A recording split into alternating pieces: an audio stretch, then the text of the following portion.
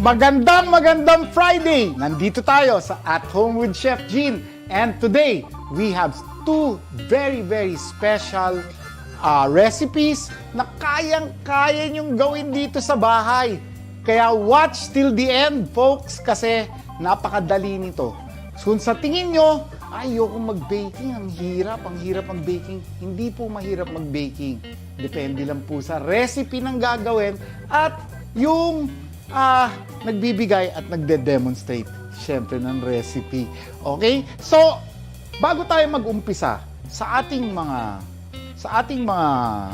recipe ngayon, sa ating napakagandang dalawang recipe ngayon, gusto ko lang pakita sa inyo etong dinevelop natin na serrated knife. Ayan, o. Ayan nyo? Chef Jean Kitchen Pro yan. O, yan. Serrated knife. You know, you always have to remember, a good and decent serrated bread knife should be able to carve through crusty pieces of bread, kahit na anong tigas na rye bread, French bread, at saka kahit na gaano kalambot na tinapay, kayang-kaya niyang putulin. It should be able to cut and slice through bread, slice squishy tomatoes o kahit na malambot na saging. And easily, you know, yung mga iba-ibang texture, yung mga triple deck na clubhouse sandwich, dapat kayang-kaya niya. Kayang-kaya po nito. Kasi nakailang testing tayo ng iba-ibang serrated knife. Ito ang pinili ko, kahit na soft buns, kayang-kaya. Makikita nyo, kahit na may layering o may frosting yung cake, kaya, sisiw po. So, this is the Kitchen Pro serrated knife. And this is one of our very good sellers. And, you know, if you want to have a knife like this, all you have to do is come to Cafe Isabel, to our outlet shop, and you can buy this, okay, at good prices. Also, you can shop online. You can go to kitchenpro.collections, okay, kitchenpro.com.ph shop, and Kitchen Pro Last Mall, okay, or Kitchen Pro Shopee Mall. Pumunta lang po kayo doon and order this online, and I'll show you. Tingnan nyo, kayang-kaya yan, oh. Ito yung ating demo unit na banana cake. Okay? So, medyo ginawa natin kaninang umaga yan. And, see how beautiful. Nipisan natin. Gawin nating manipis. Oh. Okay. Gawin natin malapad. You can see how beautiful this serrated knife can slice through. Wow! Huh? And you can only get this quality with the Kitchen Pro signature na in-approve ko. Yan. Okay? And now, let's proceed to our recipes for the day.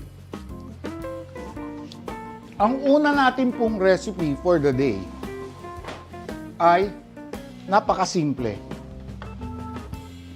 Etong butter cookies.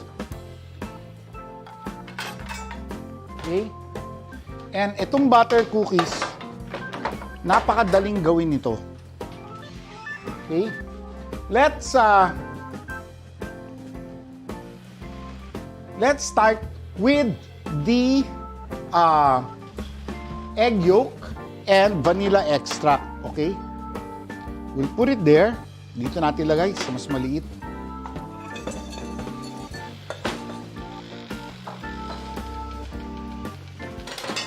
Okay? We'll get, all you need is 1 piece egg yolk. Ayan na po. Okay? And then, 1/2 teaspoon vanilla. Wet ingredients muna tayo, ha? Okay? And, alright, we'll mix the butter 1/2 cup. In this case, dahil butter cookies po to, gumamit po tayo ng genuine na butter. Huwag tayong gagamit ng margarine. Iba po ang makikita nyo. And if you want a good butter, of course, Magnolia. Yan. So, we will combine the egg yolk, which is partially fat, okay, and the vanilla, and we will mix it with our butter. Hindi pa masyado malambot yung ating butter. Matigas pa, pero kaya natin palambutin to. Okay. And after mixing the wet ingredients together, pag na-mix natin yung butter and egg yolks, okay, we will put in our sugar. And then we can start putting in our flour. Okay. If you have a mixer, you use the paddle attachment of your mixer, and this will even go faster. But right now, I am just using the regular wire whisk kasi pwede namang gawin ng mano-mano sa bahay kung walang mixer. Kayang-kaya pa rin gawin to. Okay? So let's mash up. Okay, here's our butter. And I mixed it with our egg yolk and our vanilla, and I will put in our sugar. Okay, we will need 1/2 cup powdered sugar.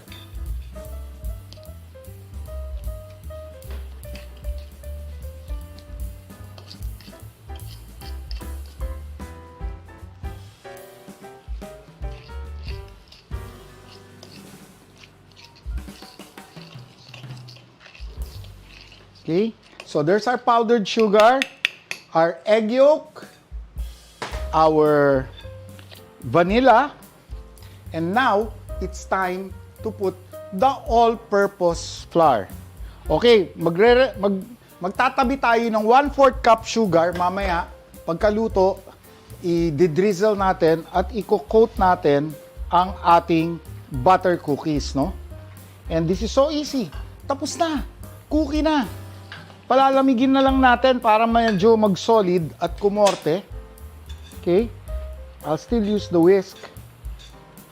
Tsaka, hindi kailangan halong-halo po to. Kailangan lang mahalo na maganda-ganda kasi mas maganda kung hindi siya halong-halo so that we can create textures on our cookie dough. Ayan na.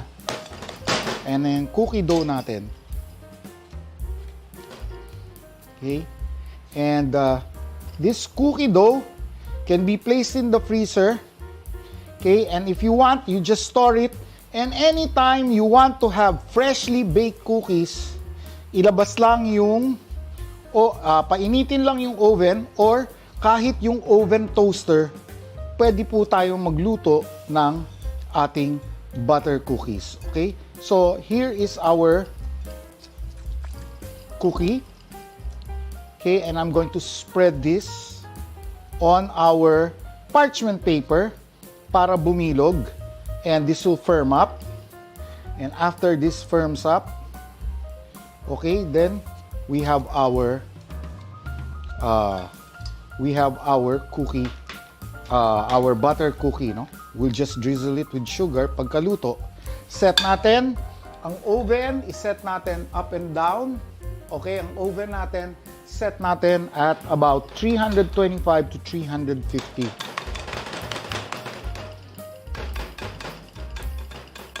Okay.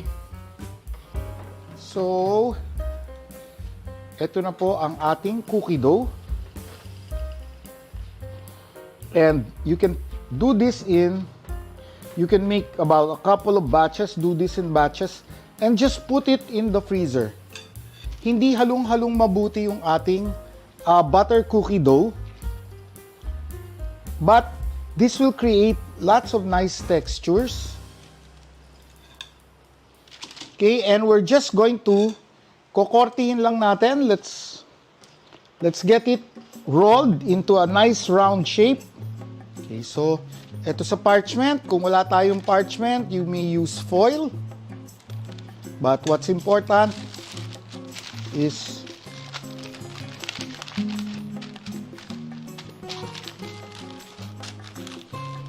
we can get this nicely rolled.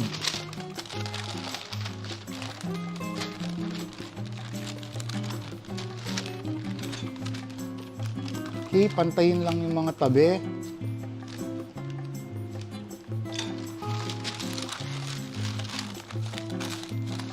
And because this is butter, this will solidify nicely in the refrigerator or our freezer.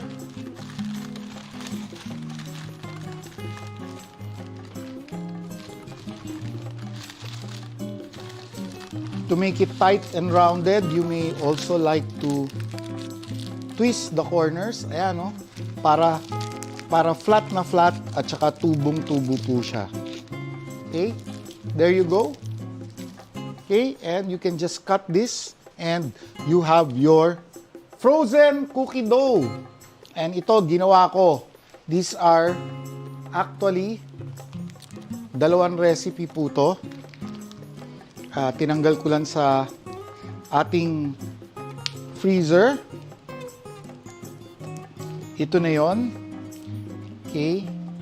And we can now put this cookie dough on our pan. No? We'll just cut it up and we will put it on our pan. Okay? And of course,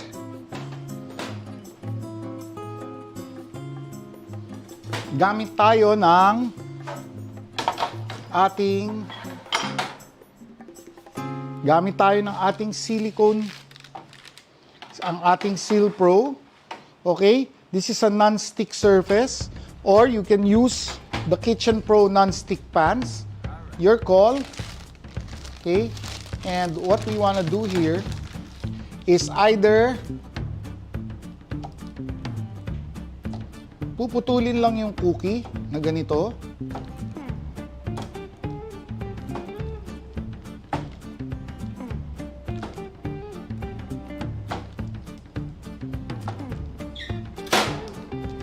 Okay, be sure mainit na ba yung ating oven. Okay, and we can arrange our cookie here.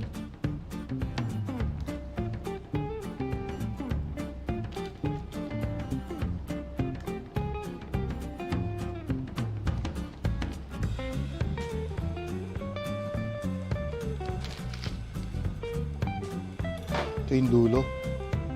Okay, if you want to flatten it a little para mas mabilis ang luto.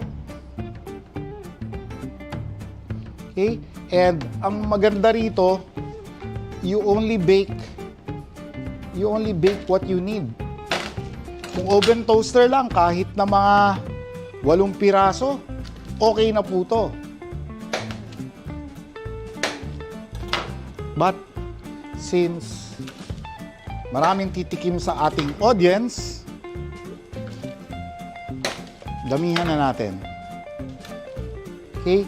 So, ito po, 2 recipes po to. Yung ginawa ko. 2 recipe po to.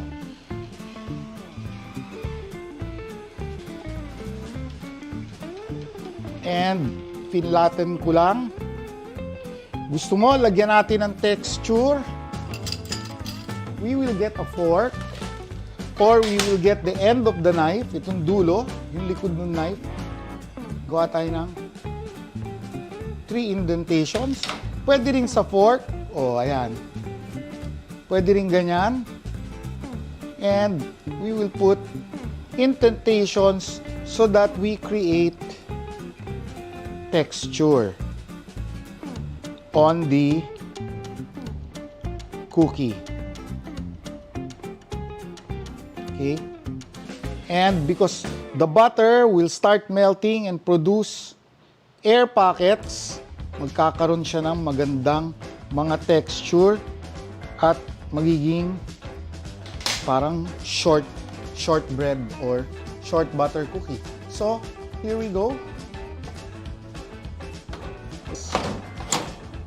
Okay, there you go. There you go. All right, so while we're baking the cookie, let's make the other baked item for today. Kailangan natin ng banana puree, ito. And to have a really good, tasty, flavorful puree, kailangan pahinugin natin ang ating mga saging. It has to be very, very ripe and very, very soft. Okay? And today, we are using 1 cup of mashed bananas, 1 full cup, about mga 6 hanggang 8 lakatan. Okay? And as you can see, ayan, may chocolate chip siya. And this is so easy. All we need to do is just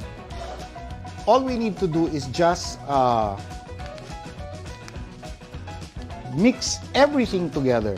Ngayon, dahil hindi natin kailangan yung masyadong yung buttery na essential flavor, okay, we can use a butter blend or we can use a margarine, okay? And of course, we can either use Butterlicious, which is one of my favorites, or we can use Baker's Best, which is another Magnolia product. You may also use cooking oil, but ako, I like to use the margarine. And what we're going to do is we're going to do 1/2 cup of our margarine, or what they call butter compound. Kasi yung ibang margarine may kasamang butter. Etong Butterlicious is a butter blend, and it has butter and margarine mixed into it. Okay, this is also nice for cooking, but today we will be using Butterlicious. Okay, so we'll get this to melt.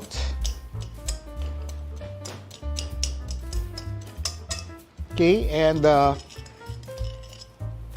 you can use, like I said, you can use the paddle attachment of the mixer if you want to use the mixer. Here, I am merely just using a wire whisk kasi pwede naman imano-mano to.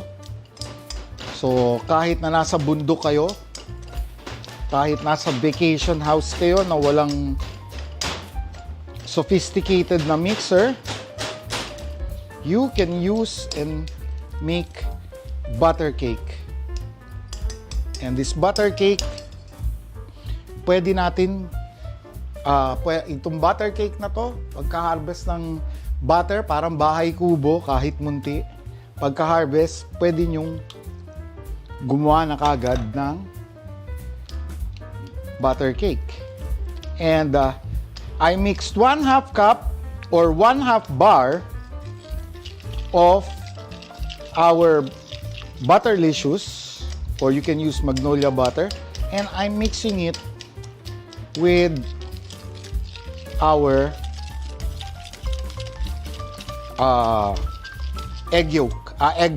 whole eggs. And I'm going to put in our vanilla, 1 teaspoon of vanilla. There you go.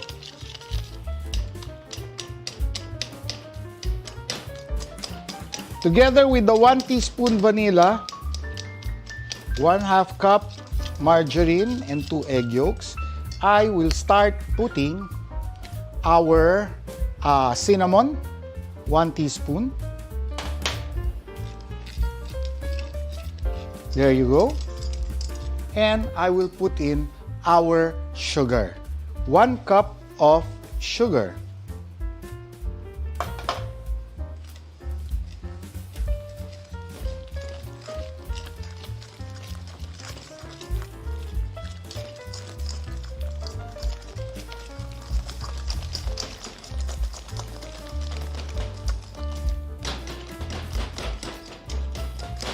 Okay, medyo nai-incorporate na lang konti yung ating margarine with the egg yolks, the spice, the sugar.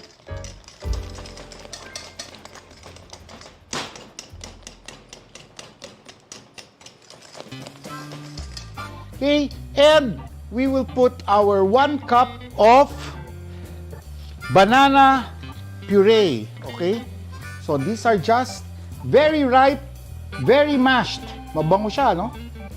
And what's nice about using mashed, very ripe bananas is you really get the benefits of the nutrients of banana, no? Okay, there you go. There's your bananas, your margarine, your sugar, your egg yolks, okay, and your vanilla and spices.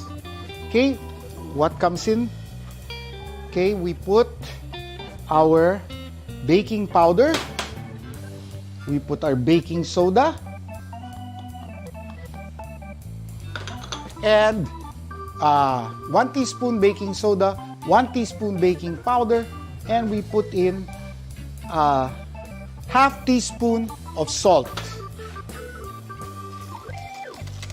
Okay, if you want it a little more, what do you call this?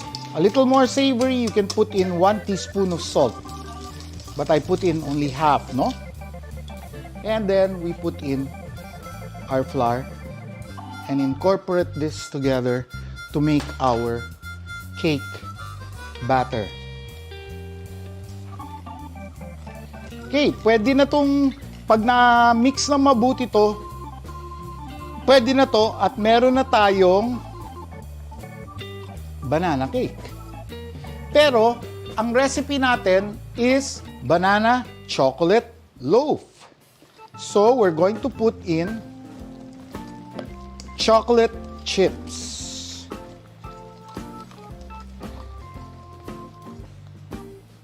Okay, just make sure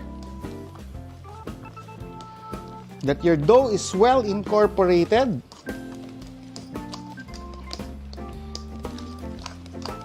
Mix it well. And as you're mixing, you're also adding some bubbles to the mixture. You're adding air, which will definitely show, okay, you'll have those little bubbles here, which will definitely show when you start baking your cake. So, ito na po yung ating banana cake batter. Ito, pwede na to. Kung wala kayong chocolate chip, i-bake na lang to. Meron na tayong banana cake. Di ba? So, you're learning actually 2 recipes in 1. Tapos, ito yung ating chocolate chips. Pwedeng hand-cut na lang yung chocolate. Meron tayong chocolate bars, kinat natin. And para hindi siya lumubog, lalagyan natin ng konting flour. Siguro mga 2 teaspoons lang to. Hahaluin ko. Okay. And that's what's going to happen. Ito yung ating chocolate chip. Ito yung pamix natin sa katawan nung ating para hindi lumubog. Hindi bumagsak kasi mabigat yung chocolate. Hindi bumagsak yung chocolate. Okay? Tapos ito yung pan-topping natin. Lalagyan din natin ng konting flour. Hahaluan natin. Let's mix this. And we have our chocolate chips for topping. Okay, now, here's our banana cake batter. And we're going to put this. Okay, I gotta hurry because our cookies are already cooked. Our cookies are already done. There you go. Into our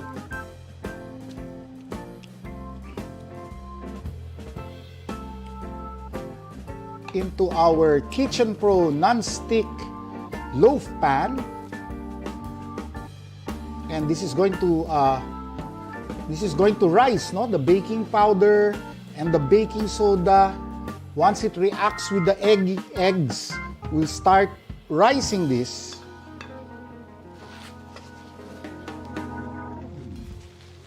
Okay. And there we go. Ngayon,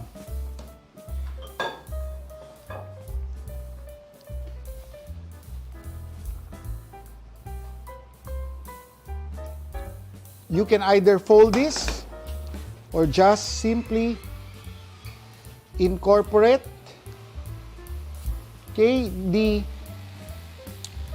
chocolate chips are just going to sink just a little because there's flour already, which will help it float.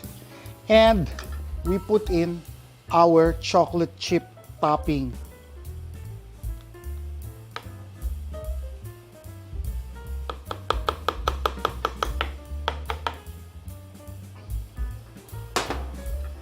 Okay, konting ayos lang. And we are ready to bake this. And in baking this, ready na rin yung ating cookies. Okay, here's our cookies. Wow, that smells so good. Ayan na po ang ating cookies. That smells so good. Get your sugar ready. And while the cookies are hot, we'll put in some of our sugar.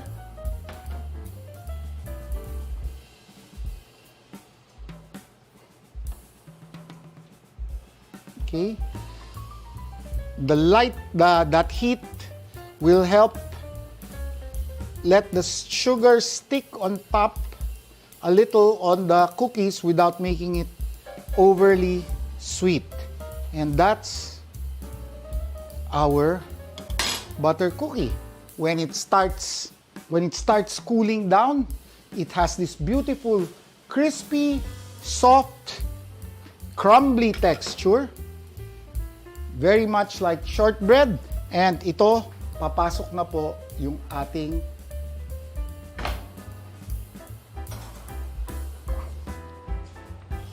banana chocolate chip cake. And we wait a while. We bake this about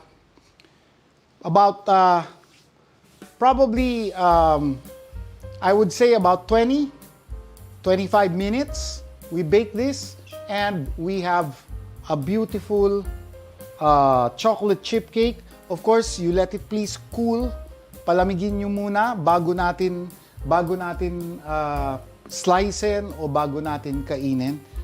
Sometimes kasi ang sarap, you're so tempted to just cut and then just cut it up and eat it while it's already freshly cooked, but it's best that we let it set for a while.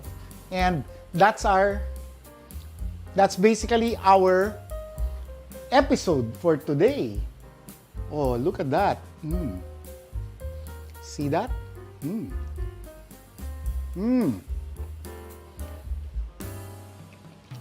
Ayan, oh, crumbly siya, oh. Ganda-ganda niya, oh.